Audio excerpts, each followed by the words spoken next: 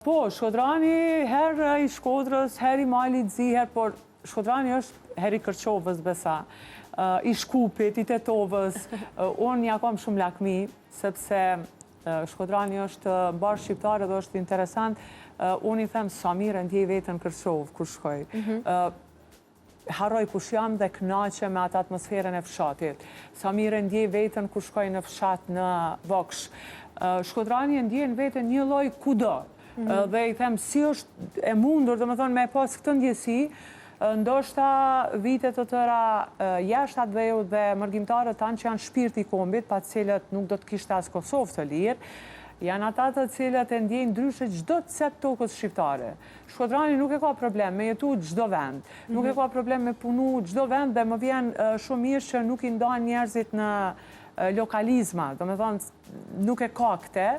Për vitet që ka udhëhequr 5 vite ansamblin shtetëror të këngëve dhe vallëve në Shkup, këte ka reflektu. Nuk ka patur kur rëndasi në përzgjedhjen e bashkëpunëtorëve, në përzgjedhjen e punëtorëve, do më thonë për te është shqiptar dhe kaq. Kjo i mjafton. Po mbi mua të flasë për Shkodranin, sepse për vetë vetën e vështirë është të flasim, por kjo është reflektu në opinion edhe opinioni e din. Fakti që po shohim në prapavi Bacën Selman, në rolin e Shkodranit mas 50 vitesh. Kjo është një këngë që është dedikua 20 vjetorit e epopesë së ushtrisë shqiptare të Kosovës, nga Shkupi në Prekaz, pikërisht lidhet Shkupi dhe Prekazi, ndjesia e jona në një epope.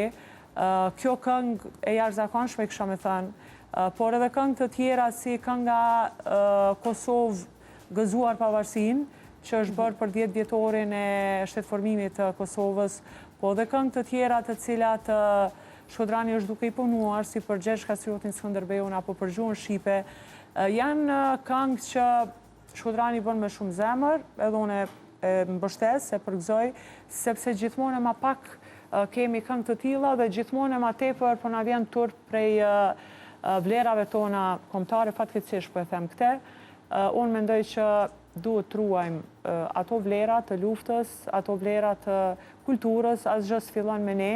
Përpara nesh kanë bërë shumë të tjerët, idealistët tanë, rilindasit tanë, prindrit tanë, për që ne këta që jemi sot, edhe duhet të krenohemi me atë pasurit jashtëzakonshme, edhe muzikore, po edhe historike që ne kemi.